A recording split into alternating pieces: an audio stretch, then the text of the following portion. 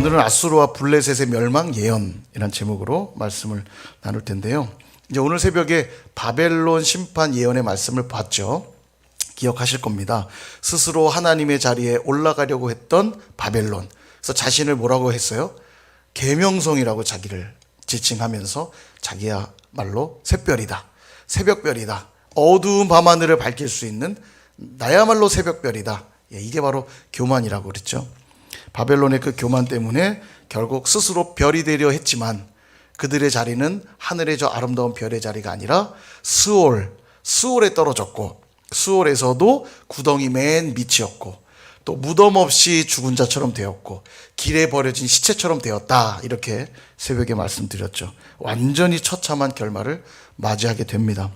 사탄도 그랬어요. 하나님이 주신 그 아름다운 지위를 박차하고 하나님처럼 되고자 했을 때 그들은 쫓겨나 타락천사가 되어서 사탄이 되고 마귀가 되었습니다. 결국 그들은 영원한 결박으로 흑암의 가둠을 당하게 되죠. 주님이 재림하실 그날 완전 무적행에 던져지며 심판을 받게 될 것입니다. 이게 바로 교만한 자들의 최후입니다. 어쩌면 참 당연하다는 생각이 드는 게, 여러분, 교만한 자들은 자기가 교만하다고 생각을 못해요. 바벨론처럼 자기는 당연히 어두운 밤하늘을 밝히는 새벽별이라 믿어요. 자기가 열방을 다 제패했고 모든 왕들이 자기에게 머리를 숙였기 때문에 자기는 그런 새벽별이라 착각을 합니다. 그래서 교만한 자들은 자기가 교만한 거를 몰라요. 알면 안 교만해지겠죠. 그러니까 어쩌면 당연한 게, 교만한 자들을 교만함을 깨닫게 하기 위해선 처참한 결말로 끌고 가는 방법밖에 없어요. 교만함을 모르니까. 예를 들어 돈이 많아서 교만해지면요, 빈털터리가 되게 하는 방법밖에 없습니다. 교만으로 교만해졌으니까 네 능력으로 그 물질이 있는 게 아니라는 걸 알게 하는 방법 외에는 교만을 깨트릴 방법이 없는 거예요. 권력을 가져서 교만해진 자는 그 권력을 빼앗는 방법밖에 없어요. 은사로 교만해진 자들은 그 은사를 빼앗는 방법밖에 없습니다. 그래서 교만은 참 어리석은 거예요. 교만하면 그냥 망하는 겁니다. 교만하게 만든 원인이 있을 거 아니에요? 그 원인을 빼앗는 방법밖에 없기 때문에 가장 처참해지는 거예요. 바벨론이 그렇게 된 겁니다. 바벨론이 완전히 역사 속에 사라진 왕국이 돼버리는 거죠. 그냥 없어지는 거예요. 후손들이 사라져 버리는 겁니다. 그러므로 저와 여러분은 이 바벨론의 교만을 교훈 삼아서 항상 겸손할 수 있기를 축원드립니다. 내가 새벽별이 되려고 하면 교만이지만 새벽별이신 예수 그리스도 옆에 착 붙어서 늘 그분을 의지하며 산다면 그게 겸손이고요. 새벽별을 잘 보좌하니까 겸손이고, 새벽별이 빛나는 한 우리도 영원토록 그분과 함께 빛나게 된다라는 사실을 항상 기억할 수 있기를 축복합니다. 오늘은 이제 아수르와 블레셋을 향한 심판 예언이 이루어지고 있는데요. 24절부터 27절은 아수르에 대한 심판 예언이고 28절부터 32절은 블레셋에 대한 예언이거든요. 주목할 점은 뭐냐면, 아수르가 바벨론보다 먼저 있던 제국이에요. 그러니까 먼저 대제국이 된 나라입니다. 아수르가. 그리고 아수르가 멸망당하면서 바벨론이 아수르를 멸망시키면서 바벨론이 대제국이 되거든요. 그러면 순서상 아수르 심판이 먼저 선포되고 그다음 바벨론 심판이 선언돼야 되는데 순서가 바뀐 것처럼 보여요.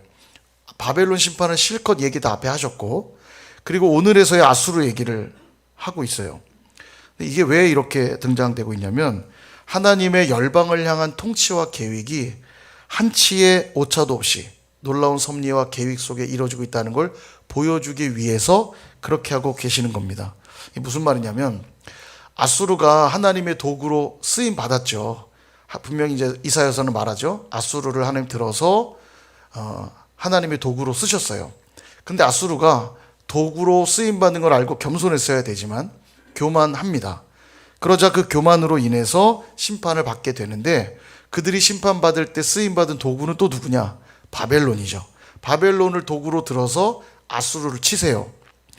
그러니까 바벨론이 이제 또 하나님의 도구로 쓰임을 받지만 바벨론 역시 교만하게 되죠. 우리가 앞에 말한 대로 스스로 하나님처럼 여기며 내 능력이 대단해서 이룬 것처럼 교만해집니다. 그러니까 바벨론 역시 또 심판을 받게 돼요. 그 바벨론의 심판이 선포되면서 아수르로부터 바벨론까지 이어진 대제국의 역사가 동시에 심판을 받고 있는 겁니다. 그러니까 바벨론 심판이 선포되면서 아수르조차도 완전한 심판이 이루어졌음을 보여주고 있는 거예요. 그래서 아수르의 심판을 뒤에 붙여놓고 있다는 거죠. 좀 어렵죠? 근데 좀 설명을 좀 더 들어보시면 이해하실 수 있습니다. 그러니까 전 세계가 하나님의 통치 아래에 놓여 있되 하나님은 주먹국으로 운영하시는 것이 아니라 그때그때 화가 나면 그냥 한 대 쥐어받고 열받으면 그냥 없애고 이렇게 주먹국으로 열방을 통치하시는 분이 아니라 철저한 기준과 계획 속에 열방을 다스리고 계시다는 걸 보여주고 있는 거예요. 그래서 오늘 우리가 주목해야 될 단어가 있는데 24절 보시면 내가 생각한 것이 반드시 되며 내가 경영한 것을 반드시 이루리라 이렇게 말씀하거든요. 주목해야 될 단어 두 가지, 생각이라는 단어와 경영이라는 단어입니다. 오늘 본문의 이 두 단어가 굉장히 중요해요. 생각하셨다는 것은 계획을 가지고 계신다 이런 말이고, 경영한다는 것은 계획대로 성취하신다 이런 말이죠. 그래서 신학적인 용어로 바꾼다면 섭리와 경륜 이렇게 말할 수 있어요. 섭리와 경륜. 하나님은 계획을 가지고 계시고 계획하신 그대로 이루어 가신다. 섭리와 경륜. 이 경륜이란 말이 좀 어렵지만 쉬운 말로 바꾸면 경영이란 말하고 똑같은 말이에요. 경영이란 말입니다. 그래서 오늘 두 가지 하나님의 이 생각과 경영이라는 단어를 가지고 하나님이 어떤 분인지를 좀 볼 텐데, 하나님의 이 생각, 하나님의 계획은 완전하다는 것을 보게 됩니다. 25절 보시면 나의 땅에서 파하며, 이 파하다는 건 깨트리고 부수다란 말이에요. 나의 땅에서 다 깨트리고 부수고 나의 산에서 그것을 짓밟겠다. 이 아수르를 그렇게 한다는 거죠. 27절 만군의 여호와께서 경영하셨은즉 누가 능히 그것을 패하며 그의 손을 펴셨은즉 누가 능히 그것을 돌이키랴. 그들을 향한 심판을 어느 누구도 막을 수 없다는 거예요. 반드시 이루실 거라는 겁니다. 근데 이게 즉흥적으로 이루어지는 것이 아니라 하나님의 철저한 생각, 계획 속에 이루어지고 있다는 얘기를 하고 계신 거예요. 앞서서 이미 한번 설명을 드렸습니다만 아수르의 심판이 이루어졌다는 것이 무엇을 통해 확실해졌냐면 바벨론의 심판을 통해 확실해진 겁니다. 바벨론이 아수르의 명맥을 잇는 대제국이었거든요. 근데 그 바벨론이 심판받는 것을 통해 아수르 역시 심판받은 것이 명확해진 거예요. 이게 무슨 말이냐면 아수르도 바벨론도 다 심판을 받았습니다.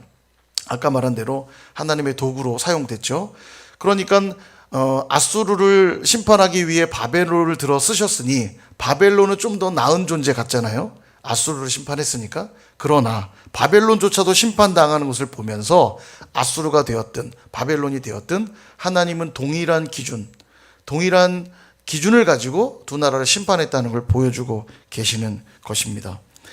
그러니까 둘 다 심판받은 이유는 뭐냐면 하나님의 생각과 계획 속에서 벗어났기 때문에 심판을 받은 거예요. 하나님은 그들을 도구로 들어 썼지만 하나님의 그 생각과 계획 속에 머물러 있었으면 좋았으련만 그들은 자신의 능력과 자신의 힘을 믿고 자신들이 대단한 줄 알고 교만하게 되자 하나님이 그 계획에서 벗어난 그들을 심판하신 겁니다. 그러니까 저들의 심판을 보면서 하나님의 계획이 얼마나 완전한가라고 하는 사실을 확인하게 되는 거죠. 종종 우리도 경험을 하는데 하나님의 인도하심을 서로 이렇게 얘기를 하다 보면 퍼즐처럼 착착 맞아떨어지는 경험들을 종종 하게 됩니다. 그래서 그때 왜 나를 거기에 두셨을까? 딱 퍼즐을 맞춰보면 딱 맞죠. 아, 그래서 그랬구나. 왜 그때 그 사람을 만나게 하셨을까? 착착 맞아떨어지는 걸 경험하게 돼요. 제가 중국에서 이제 우리 공안이 와서 이제 추방되게 될 때도 저희 이제 목사님 또 전도사님 한 분 저하고 이렇게 셋이 사역자 있었는데 그날 그 LCMC라는 그 중국 중이생들 그 교육이 있었어요. 근데 이제 선교 교육이죠, 말하자면. 이분이 이제 우리 그 목사님이 만드신 건데 한국에 보면 누가회라는 게 있어요. 의사들의 그런 신앙을 가진 의사들의 모임인데 누가회. 그거를 중국에도 이제 만드신 거죠. 중국 누가회를 만든 거예요. 그래서 이분이 이제 그것을 위해 교회 장소에다가 학생들을 모으고 관련 자들을 이제 모아서 강의를 이제 한 겁니다. 근데 그날 불의에 그 공안들이 이제 쳐들어온 거죠. 쳐들어와서 이제 문을 다 폐쇄하고 여권을 압수를 하는데 마침 그때에 바로 아래층에 사무실이 있었거든요. 그러니까 위에서는 강의가 진행 중이었고 목사님과 또 한 분의 전사님과 제가 아래층 사무실에서 있었어요. 사무실에 앉아 있었는데 학생 하나가 쪼르르 달려오더니 큰일 났습니다. 지금 공안이 왔습니다. 공안이 왔습니다. 빨리 와보셔야 될 것 같아요. 이제 한 거예요. 그러니까 이제 셋이 쪼르르 올라가려다가 누군가 사무실을 지켜야 되니까 제일 막내인 제가 사무실에 남았습니다. 그리고 이제 두 분이 올라갔어요. 올라갔는데 무슨 일입니까 하고 들어가니까 기다렸다는 듯이 공안들이 문을 딱 잠근 거죠. 그러니까 처음부터 이 두 사람을 추방시킬 계획을 가지고 왔던 거예요. 근데 기가 막히게 들어간 겁니다. 그러니까 문을 딱 잠그고 이제 여권도 압수하고 거기 이제 책임자들, 그래서 이제 강의했던 이제 교수님, 그다음에 목사님, 그리고 뒤따라 들어간 전도사님, 그리고 한 몇 분, 한 5분 정도가 이제 여권을 압수당하고 추방을 당하는데 이 추방을 어떤 식으로 시키냐면 비자를 취소시켜요. 기존에 가지고 있던 비자를 취소를 시키고 새로 비자를 내줍니다. 근데 3일짜리 비자를 내줘요. 3일 안에 나갈 수밖에 없도록 만드는 거죠. 이게 이제 추방시키는 방식이에요. 3일짜리 도장을 딱 찍어서 이제 돌려 보내준 거죠. 그러니까 이제 저는 밑에 있다가 이렇게 앉아 있는데 저도 이제 경험이 많잖아요. 저도 이제 공안한테 잡혀본 경험이 많기 때문에 긴장하고 있다가 이 사람들이 위에서 이제 문을 잠그고 그리고 이제 담당자들만 데리고 밑에 사무실로 내려옵니다. 내려와서 이제 취조를 하는 거죠. 공안이 내려오는 걸 보고는 아차 싶어가지고 제가 자연스럽게 걸어 나갔어요. 저는 그냥 걸어 나가고 공안들이 책임자들에게 들어온 거죠. 그리고 이제 거기서 취조가 시작이 되고 저는 이제 건물 밖으로 나가면서 저는 이제 여권을 압수 안 당한 거예요. 저는요.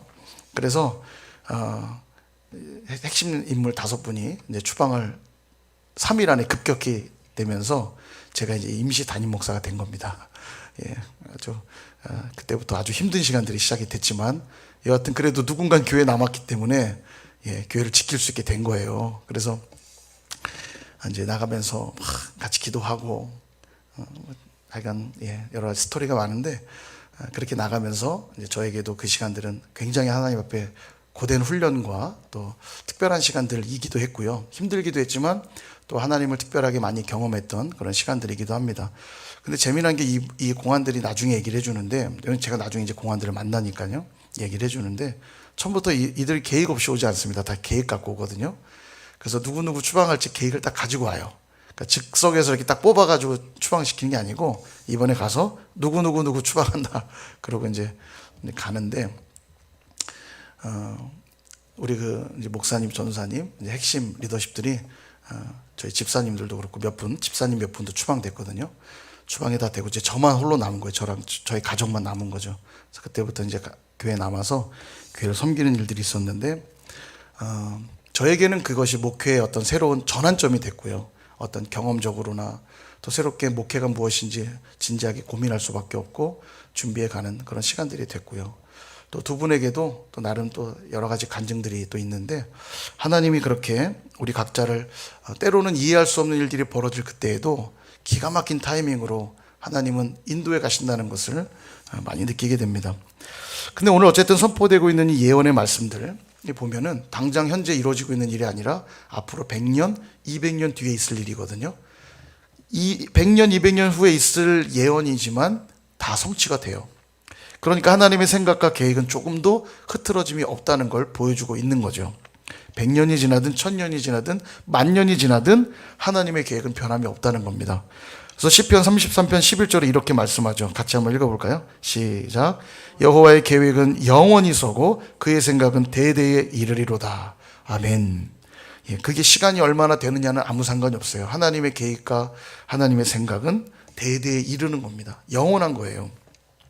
이 사실을 믿는 게 너무 중요합니다. 그래야 나의 짧은 생각과 계획으로 감히 하나님의 계획을 헤아리는 교만을 범치 않게 되는 거죠.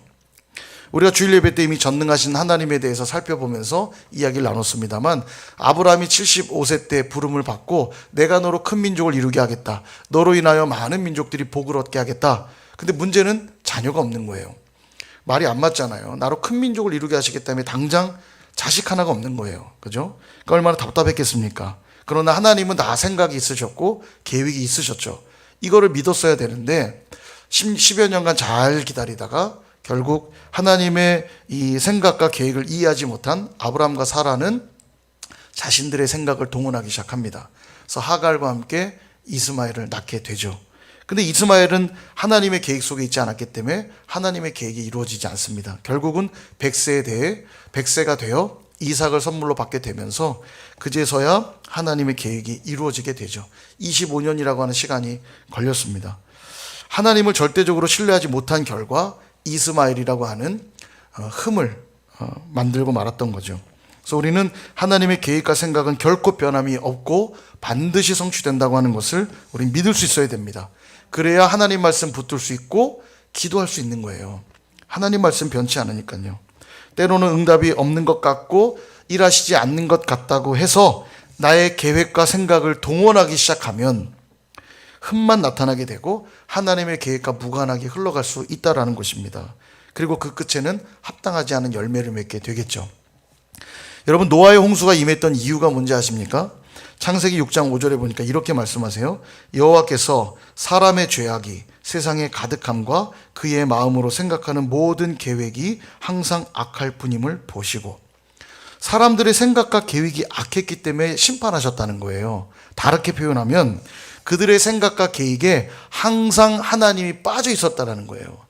하나님의 의에 생각하고 하나님의 의에 계획되어야 되는데 하나님이 빠진 채로 자신들의 생각과 계획을 앞세우니까 그게 죄가 되었고, 그 결과 노아의 홍수의 심판이 임하게 되었다는 것입니다. 그러므로 우리가 끊임없이 해야 될 일이 있다면 하나님의 생각과 계획을 끊임없이 묻고 살피는 일이에요. 그리고 깨닫게 하시는 그 하나님의 뜻과 계획을 끝까지 붙드는 겁니다. 이게 우리가 할 수 있는 일이고 또 반드시 해야만 되는 가장 위대한 일인 줄 믿습니다. 왜냐하면 하나님의 그 생각과 계획은 반드시 성취될 것이기 때문입니다. 그러므로 항상 하나님 말씀 앞에 서시고 항상 기도하시며 성령의 인도하심을 받으실 수 있기를 축복합니다. 그럴 때 우리는 하나님의 놀라운 일하심을 보게 될 줄 믿습니다. 두 번째는 하나님의 경영은 반드시 이루어진다는 걸 보게 돼요. 27절 같이 한번 27절 읽어보겠습니다. 시작. 만군의 여호와께서 경영하셨은즉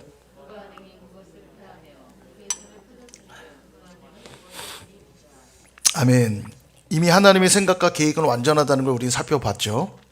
생각과 계획만 완전한 게 아니라 그것을 성취하는 일에 있어서도 완벽하시다는 거예요. 그래서 28절부터 이제 블레셋에 대한 심판이 시작이 되는데 그 첫 구절을 보면 이렇게 나옵니다. 아하스 왕이 죽던 해에 이 경고가 임하니라. 아하스 왕이 죽던 해에 무슨 일이 있었냐? 이 즈음 아수르 왕이었던 디글랏 빌레셋이라고 하는 강력한 왕이 죽게 돼요. 아수르의 강력한 왕이 죽게 되니까 조금은 아수르가 요란했겠죠. 혼란해졌겠죠. 또한 이 아하스 왕이 죽었죠. 이 아하스 왕은 어떤 왕이냐면 제가 임마누엘 설명할 때 이사야 7장에서 임마누엘 설명할 때 말씀을 드렸는데 아하스는 친아수르 정책을 폈던 왕이에요. 그래서 아수르에게 조공을 바쳐가면서 우리 좀 도와달라고 부탁했고, 그래서 그 땅에 있는 제단을 막 본따 와서 제사장 우리아에게 야 우리도 이거 만들어서 우리도 이렇게 제사하자 막 이렇게 하거든요. 악한 왕이에요, 아하스가. 이 아하스가 하나님을 의지하지 않고 아하스를 의지했던 왕입니다. 근데 이 아하스가 죽은 거예요. 그러니까 블레셋이 볼 때는 이 남유다는 위험한 존재예요. 아수르나 손잡은 존재니까. 근데 이 아하스가 죽은 걸 보고는 마침 아수르의 디글랏 빌레셋이 죽었죠. 그리고 남유다의 친아수르 정책을 펴던 아하스가 죽었죠. 그러니까 블레셋이 볼 때는 지금이 기회다 생각이 든 거죠. 그래서 지금이 기회다 사신을 보내서 남유다에게 우리 함께 손잡고 아수르를 치자 이렇게 이제 된 거예요. 그러나 29절에 보면 이렇게 말하죠. 블레셋 온 땅이요 너를 치던 막대기가 부러졌다고 기뻐하지 말라. 이 막대기가 누구냐면 디글랏 빌레셋이 막대기예요. 그러니까 디글랏 빌레셋이 죽었다고 기뻐하지 마라. 왜냐하면 이후에 더 강력한 왕들이 막 일어나거든요. 사네립 같은. 사네립이 누구냐면 나중에 남유다 18만 5천의 대군을 이끌고 쳐들어온 왕이 사네립입니다. 이런 왕들이 결국 일어나기 때문에 아수르는 약해지지 않아요. 아무튼 이때를 노리고 있던 블레셋이 아수르 치러 가자고 남유다에게 사신을 보내는 거죠. 그러나 이 블레셋도 아수르에 의해서 멸망당할 것이기 때문에 연합할 필요가 없다고 지금 말씀해 주시는 거예요. 31절 후반부를 보세요. 너 블레셋이여 다 소멸되리로다. 대저 연기가 북방에서 오는데, 이 북방이 아수르입니다. 북방에서 오는데 그 대열에서 벗어난 자가 없느니라. 아주 견고한 군대가 온다는 거예요. 그래서 아수르에 의해 결국 블레셋도 박살이 나거든요. 그러니까 연합할 필요 없다는 거예요. 블레셋하고 손잡지 말고, 남유다야 블레셋 손잡지 말고 누구랑 손잡아야 돼요? 하나님하고 손잡으란 얘기예요. 아하스는 나를 손잡지 않고 아수르랑 손잡았지만 아하스 이후에 세워진 왕이 누구냐면 히스기야입니다. 이 히스기야는 선한 왕이죠. 히스기야에게 말하는 거예요. 너는 아수르를 의지할 필요도 없고 블레셋을 의지할 필요도 없고 나만 의지해라. 내가 아수르도 심판할 것이고 블레셋도 심판할 것이다. 그 얘기 하시는 거예요. 그래서 32절 말씀에 이렇게 말합니다. 그 나라 사신들에게, 블레셋 사신들이죠, 그 나라 사신들에게 대답해라. 뭐라고 대답하냐면 여호와께서 시온을 세우셨으니 그의 백성의 곤고한 자들이 그 안에서 피난하리라. 시온에 있는 이상, 하나님의 보호 아래 있는 이상 아무 일 없을 거라고 대답해라. 이렇게 말하고 있는 거예요. 그러니까 블레셋이 너희를 지켜주는 게 아니라 하나님이 너희를 지켜준다. 이 말씀하고 계시는 거죠. 하나님의 경영 방침이 여기 지금 분명히 드러나고 있습니다. 열방을 의지할 땐 다 심판하지만 하나님을 의지하는 자들은 반드시 보호하시고 구원하신다는 게 하나님의 경영 방침이에요. 그러니까 반드시 이루어지죠. 하나님의 경영은 실수가 없으시니까. 다윗이 그랬거든요. 모두가 골리앗 때문에 두려워 떨고 있을 때 소년 다윗이 자기가 싸우겠다고 나서요. 얼마나 무모합니까? 소년인.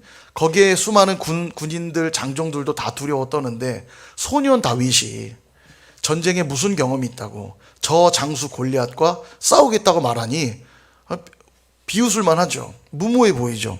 근데 이건 사람의 관점입니다. 하나님의 관점에서 다윗은 누구보다도 탁월했어요. 왜냐하면 다윗은 하나님의 경영 방침을 양을 치면서 이미 알았거든요. 곰과 사자를 물리치고 곰과 사자로부터 지키시는 그 하나님의 경영 방침을 이미 다윗은 알았거든요. 그래서 그는 이렇게 고백합니다. 사무엘상 17장 45절. 다윗이 블레셋 사람에게 이르되 너는 칼과 창과 단창으로 내게 나아오거니와 나는 만군의 여호와의 이름 곧 내가 모욕하는 이스라엘 군대의 하나님의 이름으로 내게 나아가노라. 그리고 47절에 이렇게 말해요. 여호와의 구원하심이 칼과 창에 있지 아니함을 이 무리에게 알게 하리라. 전쟁은 여호와께 속한 것인즉 그가 너희를 우리 손에 넘기시리라. 그러니까 하나님의 이름으로 나아갈 때 하나님은 하나님의 백성을 건지시고 그 전쟁에서 승리케 하신다는 걸 다윗은 알았어요. 그러니까 사람의 눈으로 볼 땐 무모한 싸움이었지만 하나님의 방법으로 볼 땐 가장 탁월한 결정을 다윗은 한 것입니다. 그러니까 이 싸움을 다윗은 하나님의 경영하심에 맡기겠다고 고백하고 있는 거예요. 내가 나가 싸우는 게 아니라 하나님이 나를 대신하여 싸울 것이다. 전쟁은 내게 속한 게 아니라 우리 하나님께 속한 것이니 나는 하나님만 의지하며 나아가겠다. 그렇게 말하고 있는 겁니다. 여러분 에레미야 33장 2절에 보면 이런 말씀 있죠. 같이 한번 읽어볼까요? 시작. 이를 행하시는 여호와 그것을 만들며 성취하시는 여호와 그의 이름을 여호와라 하는 이가 이와 같이 이르시도다. 아멘. 하나님 어떤 분이라고 말하냐면 이를 행하시고 그것을 만들고 성취하시는 분이시다. 이렇게 말씀하죠. 다른 말로 하면 당신의 이름을 걸고 당신의 경영을 반드시 이루신다는 이야기예요. 당신의 이름을 걸었으니까 한치의 오차도 없이 이루신다는 겁니다. 그래서 오늘 본문 24절에도 어떤 표현이 나오냐면 여호와께서 맹세하여 이르시되 이런 표현이 나와요. 하나님이 맹세가 필요 있으십니까? 없죠. 근데 당신의 이름을 걸고 맹세한다는 건 내가 반드시 이루겠다라는 표현인 겁니다. 그러므로 이를 행하시고 만드시고 성취하시는 완벽한 경영자 되시는 하나님을 믿는다면 그 2절 다음에 이런 표현이 나와요. 에레미야 33장 3절 같이 한번 읽어볼까요? 시작. 너는 내게 부르짖으라. 내가 내게 응답하겠고 내가 알지 못하는 크고 은밀한 일을 내게 보이리라. 아멘.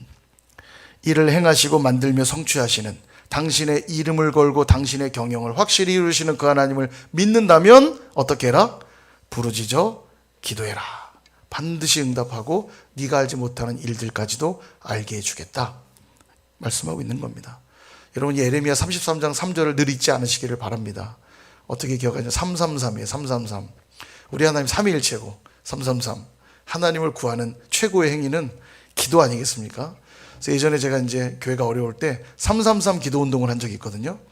3시 33분이 되면 기도하는 거예요. 어디서 뭘 하다가도 3시 33분이 되면 부르짖어 기도하는 거예요. 뭐 마음으로 부르짖든 정말 장소에 나와서 기도하든. 근데 한번 그렇게 해놓으니까 지금도요 3시 33분이 되면 움찔해요. 기도 시간이다. 예. 여러분 그렇게 기억하시면 참 좋을 것 같아요.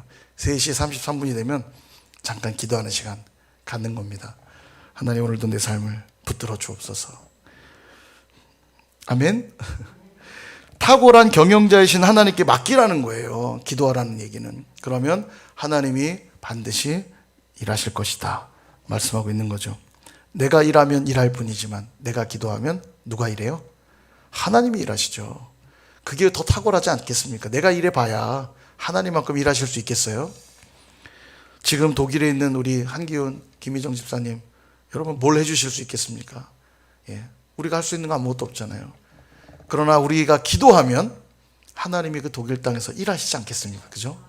우리가 이걸 믿고 기도하는 거예요. 대기업들도서 최고 경영자, 실력 있는 최고 경영자들을 모시려고 하는 이유는 리더가 어떻게 경영하느냐에 따라 기업이 살기도 하고 죽기도 하니까 최고 경영자들을 모시려고 하잖아요. 그러나 그 사람의 경영을 완벽하지 못하니까 성공하기도 하고 실패하기도 하지만 우리 하나님의 경영은 결코 실패가 없다는 거예요. 그걸 믿으신다면 여러분 삶의 최고 경영자이신 우리 하나님을 모셔드려야죠. 하나님이 내 삶을 경영해 주십시오. 하나님이 내 삶을 다스려 주시고 하나님이 내 삶을 통치해 주십시오. 그럴 때 우리 삶이 복받고 잘 되어지지 않겠습니까? 당연히요. 하나님이 경영하시니까. 사랑하는 여러분, 이제 말씀을 정리하려고 합니다.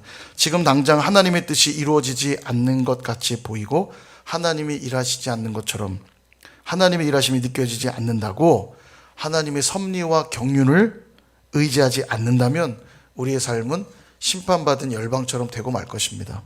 그러나 하나님을 의지한다면 우리 삶은 가장 안전하고 가장 복된 길로 인도함 받게 될 것입니다. 시편 139편 17절에 이렇게 말씀하세요. 같이 한번 읽어볼까요? 시작. 하나님이여 주의 생각이 내게 어찌 그리 보배로우신지요 그 수가 어찌 그리 많은지요. 아멘. 이 땅에 75억의 수많은 인구들이 있어도 하나님이 우리 한 사람 한 사람을 특별하게 바라보시고 우리를 향해 굉장히 많은 생각들을 갖고 계시대요. 놀라운 계획들을 갖고 계시대요. 감사하죠. 이것이 얼마나 보배로운지요. 여러분 보배로운 이 생각이 뭔지 한번 들어보시겠습니까? 이 보배로운 하나님의 생각이 어떤 것인지 한번 들어보실래요? 에레미야 29장 11절 역시 같이 한번 읽어보겠습니다. 시작. 여호와의 말씀이니라 너희를 향한 나의 생각을 내가 나니 평안이요 재앙이 아니니라 너희에게 미래와 희망을 주는 것이니라. 아멘. 그 보배로운 하나님의 생각이 뭐냐면 너희를 향한 평안이래요. 그리고 미래와 희망을 주는 것. 이게 하나님의 생각이시래요. 그리고 하나님의 생각대로 하나님은 경영하시겠죠. 그러니까 하나님을 내 삶에 모셔드려 그분의 경영하심에 맡기면 우리 삶은 평안으로 가득할 것이요 미래와 희망이 넘쳐나게 될 거라고 우리에게 말씀하고 있는 겁니다. 그러므로 하나님의 뜻대로 경영하시는 그분께 우리의 가정도 일터도 학업도 진로도 또 결혼도 사업도 건강도 무엇보다도 우리 선일교회 공동체도 다 맡겨드리고 올려드릴 수 있기를 축복합니다. 그렇게 살아가시는 저와 여러분 다 되시기를 주님의 이름으로 축원드립니다.